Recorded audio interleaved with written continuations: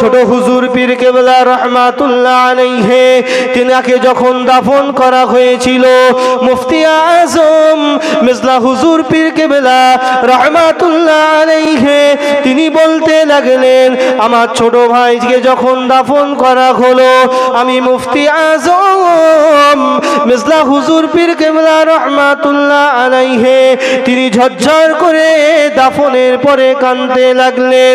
মেজো হুজুর কেবলা দেখতে লেগেছেন ছোট ভাইয়ের কবরটা ছোট হয়ে আসে, ওই রকম যেন পিষে দেওয়ার মতো কবরের দুই ধারের মাটি এমনি ভাবে চাপ দিতে লাগে। আমি মেজো হুজুর আমার ভয় লেগে গেল, আমার ছোট ভাইয়ের কবরে কি আযাব হচ্ছে, জানি না আমার ছোট ভাই কি অপরাধ করেছিল। আমি জমেজলা হুজুর পীর কেবলা রহমাতুল্লাহ আলাইহি তিনি কিছুক্ষণ পর আবার খেয়াল করলেন, ছোট হুজুরের কবরের দিকে নজরটা দিলেন, যেই না নজরটা পড়ে গেল দেখতে পাওয়া যায় মেজো হুজুর কেবলা বলেছিলেন, আমার ছোট ভাইয়ের কবরটা আল্লাহ তাআলার দয়ার জান্নাত বেনে গিয়েছে। আমার ছোট ভাইয়ের কবরটা চওড়া হয়ে গিয়েছে। আমি আবু জাফর সেই সাদ বিন মাযের কথা মনে পড়ে যায়, আমি আবু জাফর আম্মা জান খাদিজার কথা মনে পড়ে যায়। আল্লাহ যারা মাহবুব হয় এদেরকে আল্লাহর কবরের মাটি এমনি করে মোলাকাত করে আবার চওড়া হয়ে যায়। আল্লাহ যারা মাহবুব হয় এমনি ভাবে মোলাকাত করে আবার যেমন কবর তেমন হয়ে যায়, জান্নাত বেনে যায়। জোরে বলুন সুবহান। আজকে সেই ছোট হুজুর পীর কেবলা রহমাতুল্লাহ আলাইহি তিনি আল্লাহর একটা মস্ত বড় মাহবুব ছিলেন। পাঁচ হুজুর কেবলাই আল্লাহর বড় বড় ওলি ছিলেন। বড় হুজুর, মিসলা হুজুর, সেজলা হুজুর, ন হুজুর, ছোট হুজুর পীর কেবলা রহমাতুল্লাহ আলাইহি তিনারা আল্লাহর মস্ত বড় আলেম এবং মুহাক্কিক। আর তাদের নামে আজকে দেখবেন কিছু কিছু কথা রটছে। নবী, আপনারা জানেন যে নবী আসার আর জায়গা পেল না, ফুরফুরা শরীফে এসেছে। এটা শুনেছেন আপনারা? শুনেননি? নবী আসার জায়গা পেল না, ফুরফুরা শরীফে এসেছে। তাহলে তার কথা অনুযায়ী এই শয়তানটা চেনেন আপনারা? এই শয়তানটা আল্লাহ এমন ভাবে মারবে না, বুঝতে পারবে। আর বুঝতে পারছে। এখন কেউ একজন ফোন করে বলছে তোদের দুজনের জন্য দুটো কবর খুঁড়ে রেখে দিয়েছি। একটা না, কটা? দুটো কবর খুঁড়েছি, শুধু আয়। যদিও ভাষাটা ঠিক নয়, কিন্তু শেষ মূলত দাদা হুজুরকে কিছু বলেনি, মূলত আল্লাহর নবীর সঙ্গে বিয়াদবি করলো। আমাদের আকীদা, আমাদের বিশ্বাস, আল্লাহ নবী সাল্লাল্লাহু আলাইহি ওয়াসাল্লাম তিনি কবরে জিন্দা না মুর্দা? জোরে বলেন। কবরে জিন্দা। নবী আমার হায়াতুন নবী। কি নবী? নবী আমার হায়াতুন নবী। নবী আমার কবরে জিন্দা ছিল, আছে, থাকবে। জোরে বলুন সুবহানাল্লাহ। এর জন্য জানখানা দিয়েছি। এমন একজনের জন্য আমি জানকে উৎসর্গ করে দিলাম। এই আমার নবীর পাকের জন্য আমার জান দেওয়ার কারণে জান্নাতের মধ্যে একটা বিশাল মহল তৈরি হচ্ছে। ওই মহলটার গায়ে লেখা আছে আবু তালহা। আবু তালহার নামে জান্নাতের মধ্যে একটা বিশাল বাড়ি তৈরি করা হয়েছে। জোরে বললেন না সুবহানাল্লাহ। সেটা আবু তালহা দুনিয়ায় শুয়ে শুয়ে দেখতে পাচ্ছেন।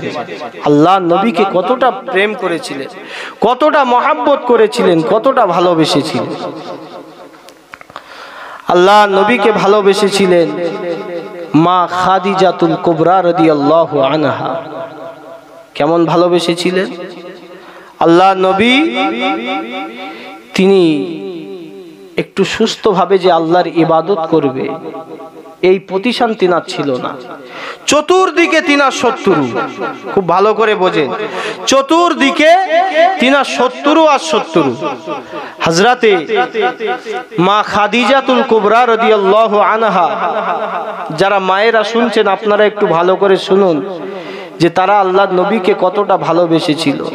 মা খাদিজা রাদিয়াল্লাহু আনহা তিনি আল্লাহর নবীকে এতটা ভালোবাসতেন, আল্লাহর নবী এক তারিখে বললেন, খাদিজা আমার তো এদিকে কোনো ইবাদত করার সুযোগ নাই, আমার যদি শান্তভাবে সুস্থভাবে ইবাদত করতে হয় তাহলে আমি গারে হেরা নামক পাহাড়ে আমি চলে যাচ্ছি। কি পাহাড়? গারে হেরা। হাজী সাহেব যারা আছে, হাজী সাহেবরা যারা গেছেন তারা জানেন গারে হেরা খুব উঁচু পাহাড়, প্রচুর উঁচু, সহজে ওঠা যায় না ওই পাহাড়ে। নবী আমার ওই পাহাড়ে শুধুমাত্র মা খাদিজাকে বলে গেলেন, তিনার প্রথম স্ত্রী মা খাদিজাকে বলে গেলেন যে খাদিজা খবরদার যেন কেউ না জানে, ওই জায়গাটা কেউ জানে না, আমি নবী যাচ্ছি ওই জায়গায় ইবাদত করতে, খবরদার খাদিজা আর যেন কেউ না জানে।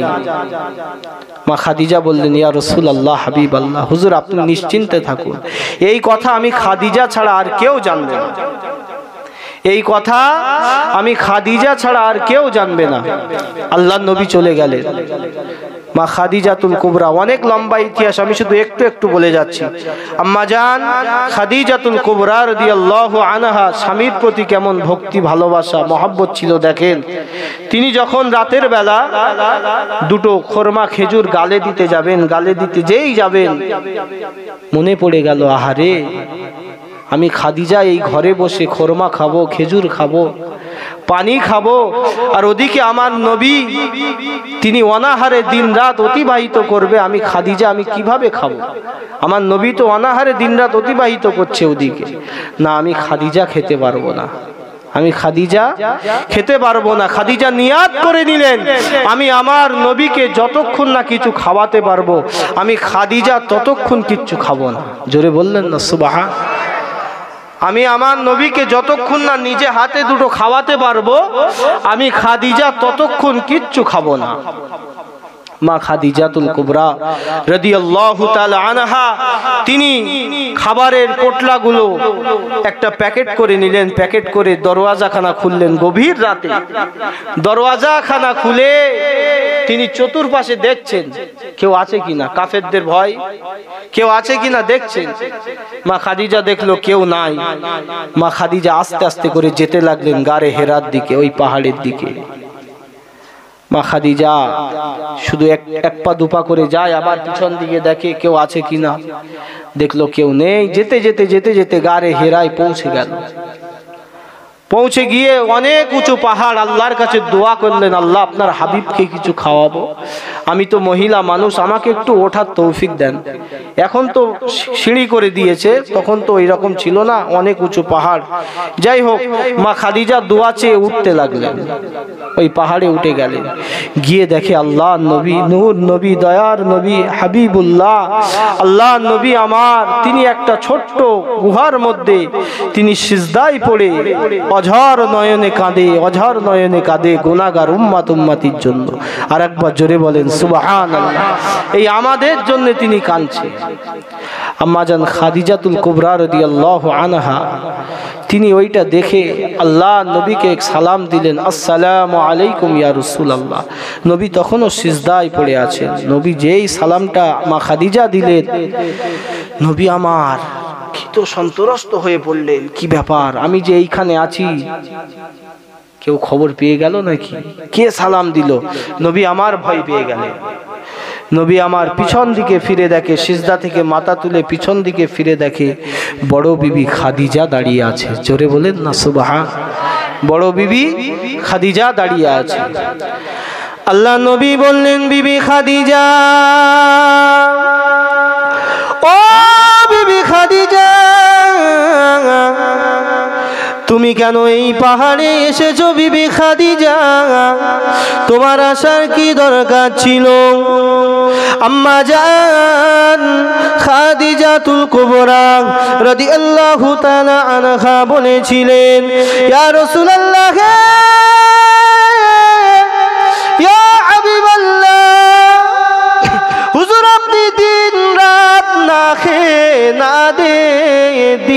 রাত অতিবাহিত করবেন।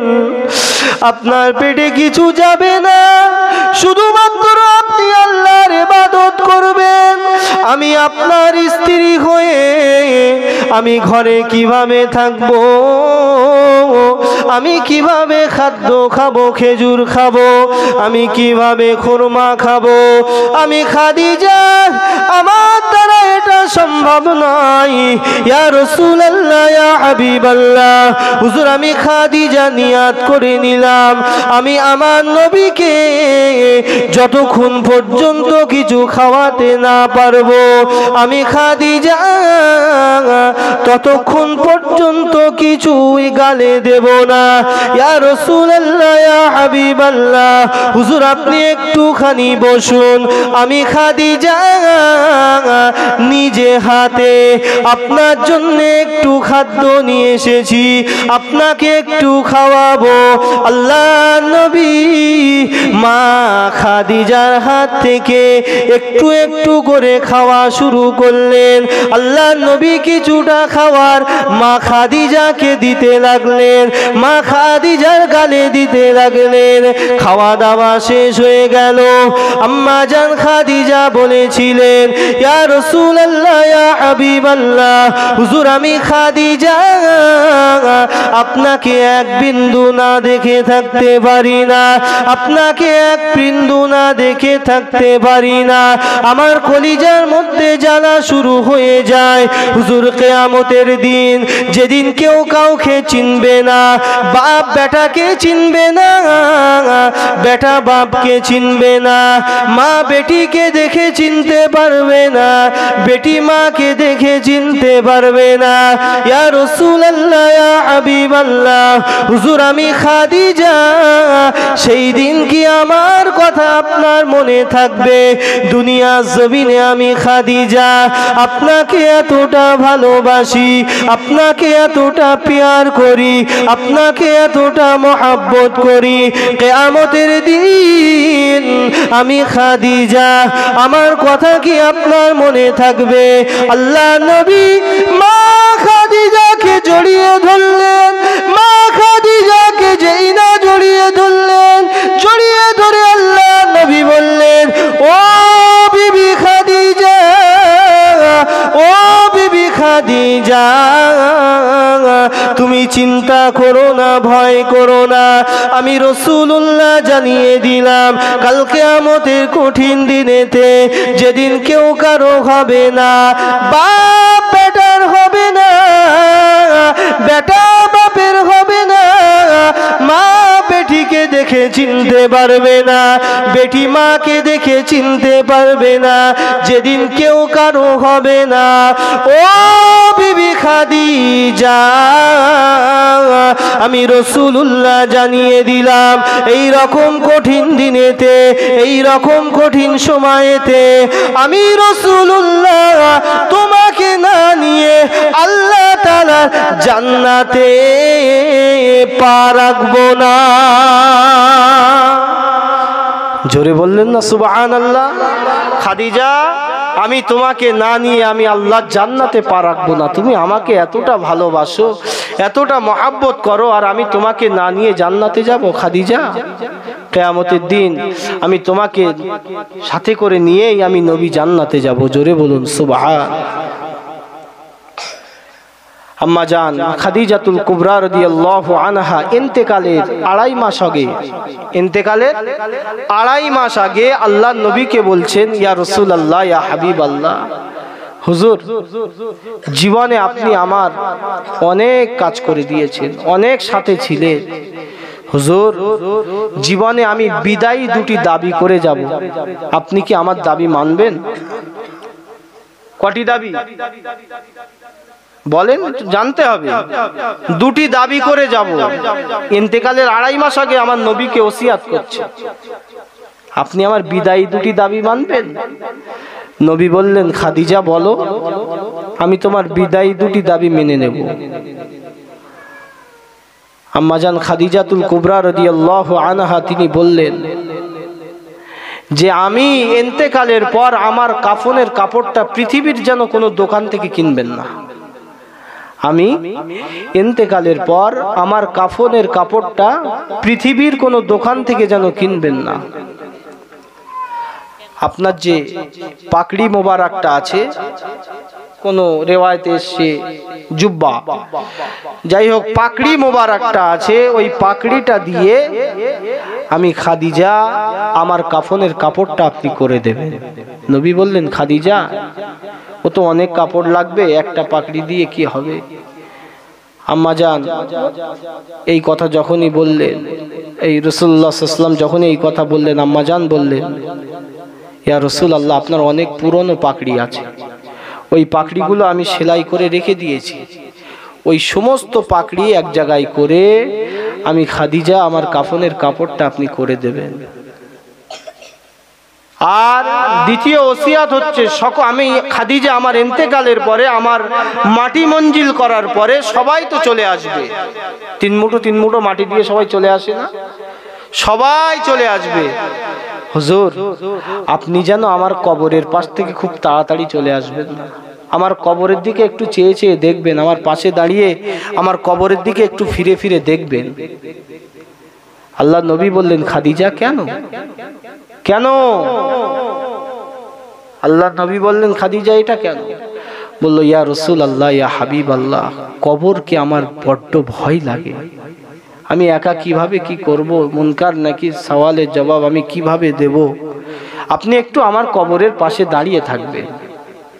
আহা, আল্লাহ নবী বললেন, বিবি খাদিজা আমি তোমার জীবনের বিদায়ী দুটি দাবি মেনে নিলাম। একবার জোরে বলুন সুবহানাল্লাহ।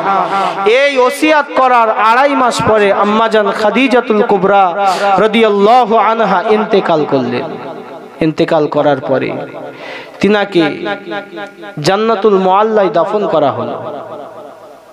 কোথায়? জান্নাতুল মুআল্লায় দাফন করা হলো। মক্কা শরীফের কবরস্থান জান্নাতুল মুআল্লা, ওই কবরস্থানে দাফন করা হলো।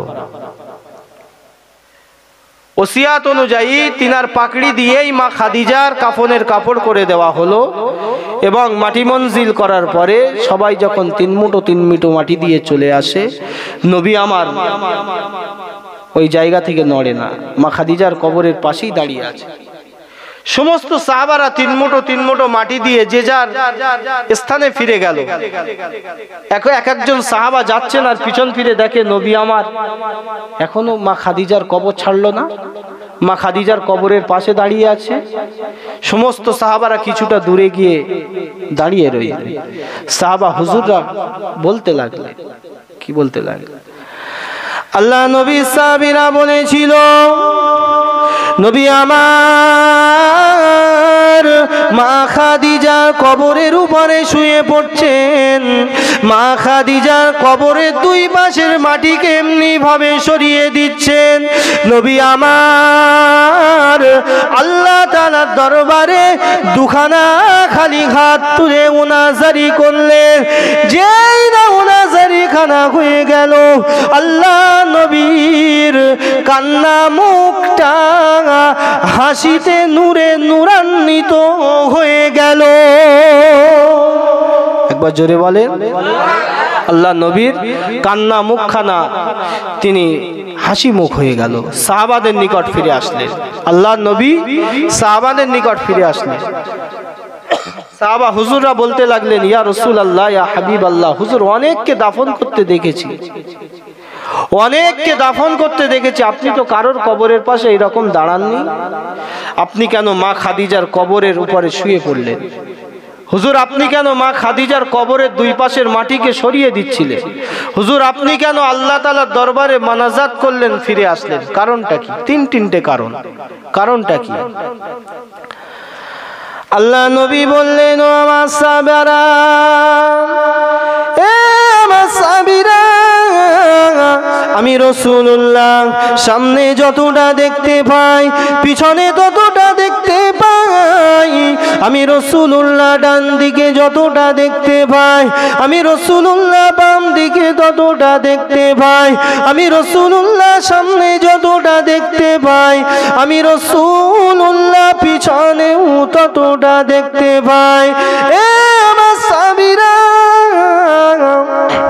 আমি আমি রাসূলুল্লাহ দেখতে পেলাম তোমাদের মা খাদিজার কবরটা সংক্ষিপ্ত হয়ে আসছে, ছোট হয়ে আসছে।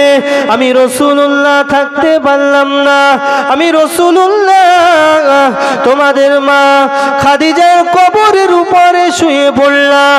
তোমাদের মা খাদিজার কবরের উপরে যেই না শুয়ে পড়লাম, আমি রাসূলুল্লাহ দেখতে পেলাম তোমাদের মা খাদিজার কবরটা কথা শুনে না।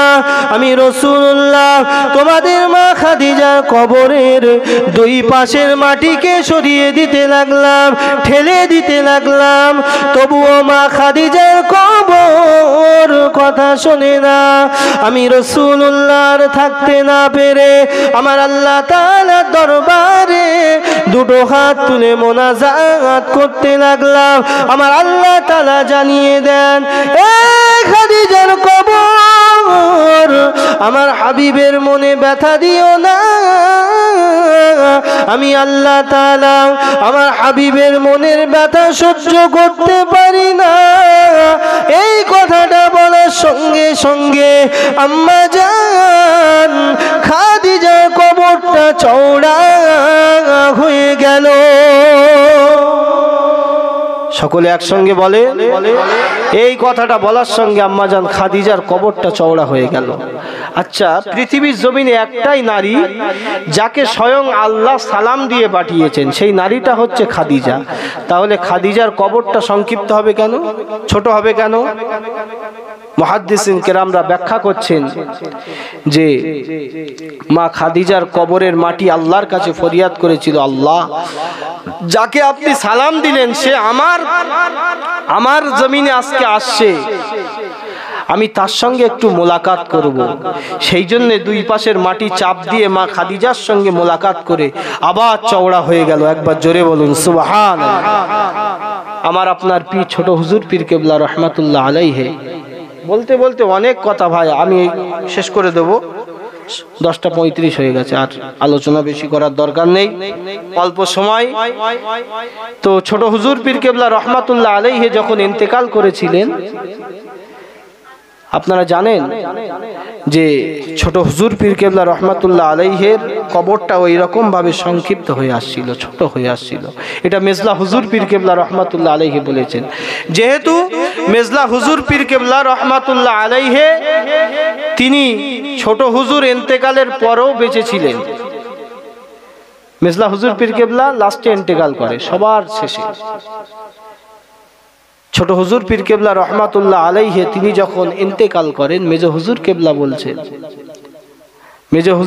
বলছেন, সাদ বিন মুআজ রাদিয়াল্লাহু আনহুর একটা কথা শুনেছেন তো? সাদ বিন মুআজ রাদিয়াল্লাহু আনহু যার জানাজায় 70,000 ফেরেশতা যার জানাজায় শরীক হয়েছিল, জোরে বলুন সুবহানাল্লাহ। 70,000 ফেরেশতা যার জানাজায় শরীক হয়েছিল আসমান থেকে, সেই সাদ বিন মুআজের কবরটা ওই রকম ভাবে ছোট হয়ে আবার চওড়া হয়ে গেল।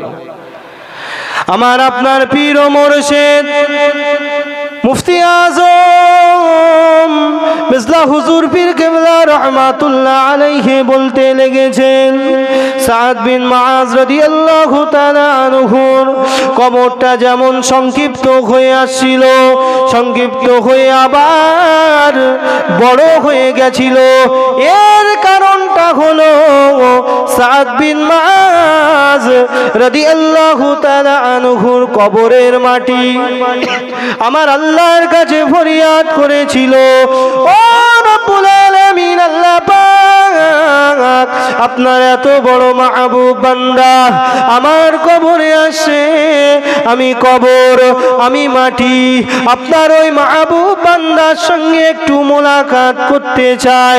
ওই যে ইনা মোলাকাত হয়ে গেল, সাদ বিন মুআজের কবরটা জান্নাত বেনে চওড়া হয়ে গেল। ছোট একটি আয়াত তেলাওয়াত করেছি, বিসমিল্লাহির রহমানির রহিম, লাকাদ কানা লাকুম ফি রাসূলিল্লাহি উসওয়াতুন হাসানা। আমার আল্লাহ বলছেন আমি আমার নবীকে তোমাদের কাছে পাঠিয়েছি উত্তম চরিত্রের আদর্শবান করে। একবার জোরে বলুন সুবহানাল্লাহ। হায়, ওদিকে কান দেবেন না, ওয়াজের দিকে খেয়াল করেন। এটা মিডিয়া হচ্ছে, কারণ এখানে আপনারা এতগুলো মানুষ শুনছেন, আর এই মিডিয়ার দ্বারা পুরো ভারতবর্ষ নয়, পশ্চিম বাংলা নয়, পুরো পৃথিবী ব্যাপী মানুষ শোনানোর জন্য এই কাজটা করা হয়। এটাও একটা প্রচার। ইসলামের প্রচারের ক্ষেত্রে মিডিয়া ভাইদের অবদান অনেকটা, যার কারণে ফুরফুরা শরীফের পীরজাদা হুজুর কেবলা বলেন, পীর সাহেব হুজুর কেবলা বলেন, সকলেই এর পক্ষে রায় দিয়েছেন যে এই প্রচারের ক্ষেত্রে মিডিয়া করা অবশ্যই প্রয়োজনীয়। সেজন্য আজকে করা। আপনাদের কাছে সজাগ করছি, এ নিয়ে কেউ বিভ্রান্তি করবেন না। তো আল্লাহ রসুল বলেছেন, আল্লাহ পাক কোরআন শরীফের মধ্যে বলেছেন, লাকাদ কানা লাকুম ফি রাসূলিল্লাহি উসওয়াতুন হাসানা। আমার আল্লাহ বললেন, আমি আমার নবীকে তোমাদের কাছে পাঠিয়েছি উত্তম চরিত্রের আদর্শবান করে। নবী একটা মডেল। নবী শুধু আমাদের জন্য নয়, ওমা আরসালনাকা ইল্লা রাহমাতাল লিল আলামিন, ওমা আরসালনাকা ইল্লা রাহমাতাল লিল আলামিন। নবী আমাদের জন্য একটা মডেল। তামাম পৃথিবীর, শুধু আমাদের ধর্মে ইসলাম নয়, রহমাতাল লিল আলামিন, গায়ের কম বলেন, হিন্দু, মুসলমান, জৈন, খ্রিস্টান, যা যেখানে আছে, আল্লাহ পাক আমার নবীকে সবার নবী করে পাঠিয়েছেন। একবার জোরে বলুন সুবহানাল্লাহ। আমার নবীর ইজ্জত এত আল্লাহ দিয়েছেন, এত পাওয়ার আমার আল্লাহ আমার নবীকে দিয়েছেন। নবীর আখলাক চরিত্র কেমন ছিল, আমার নবীকে আমার আল্লাহ কতটা ভালোবাসতেন, কতটা মহাব্বত করতেন, কতটা পিয়ার করতেন। খুব অল্প সময় বলবো, আল্লাহ নবীকে আমার আল্লাহ কতটা ভালোবাসতেন একটু শুনুন। একটা কথা আপনাদের কাছে জানতে চাই। ধরেন আমি নামাজে দাঁড়িয়ে গেলাম, আল্লাহু আকবার, আমি নামাজরত হয়ে গেলাম। এখন আপনাদের মধ্যে কেউ আমাকে ডাকছে, ইমাম সাহেব বলেন, হাফেজ সাহেব বলেন, মাওলানা সাহেব বলেন, মুফতি সাহেব বলেন, যে যেভাবে পারেন আমাকে ডাকছেন। আচ্ছা, আমি কি আপনার ডাকে সাড়া দেব? কারণ আমি তো নামাজরত অবস্থায় আছি। এই সময় সাড়া দেওয়া যাবে?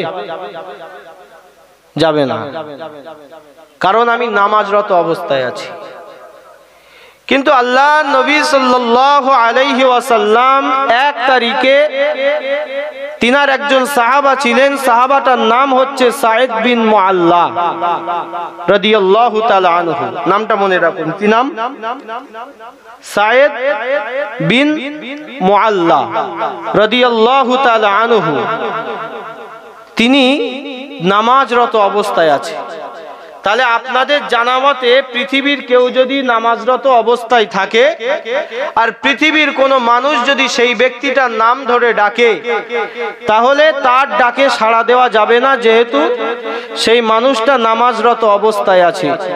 কিন্তু সাঈদ বিন মুআল্লা রাদিয়াল্লাহু তাআলা আনহু তিনি নামাজরত অবস্থায় আছেন। আল্লাহ নবী ডাক দিলেন, বাবা সাঈদ। সাঈদ আল্লাহ নবীর ডাকে সাড়া দিলেন না। আল্লাহ নবীর ডাকে সাড়া দিলেন না। আল্লাহ নবী আবারও ডাক দিলেন, বাবা সাঈদ। সাড়া দিলেন না। আবার ডাক দিলেন। 3টে ডাকের পরে হযরতে সাঈদ বিন মুআল্লা রাদিয়াল্লাহু আনহু তিনি আল্লাহ নবীর ডাকে সাড়া দিলেন। আল্লাহ নবী বললেন, বাবা সাঈদ, আমি নবী তোমাকে 3 বার ডাকলাম, তুমি আমার ডাকে সাড়া দিলে না কেন? কি এমন কাজে ছিলে তুমি? কি এমন কর্মে ছিলে? এত জরুরত, আমি নবী আমার ডাকে সাড়া দিলে না, তোমার কাজটা আগে হয়ে গেল। হযরতে সাঈদ বিন মুআল্লা রাদিয়াল্লাহু আনহু বললেন, ইয়া রাসূলুল্লাহ, ইয়া হাবিবাল্লাহ, হুজুর বিয়াদবি মাফ করুন, আমি সায়েদ পৃথিবীর কোনো কাজে ছিলাম না। আপনি যখন ডাকছিলেন আমি সায়েদ নামাজরত অবস্থায় ছিলাম।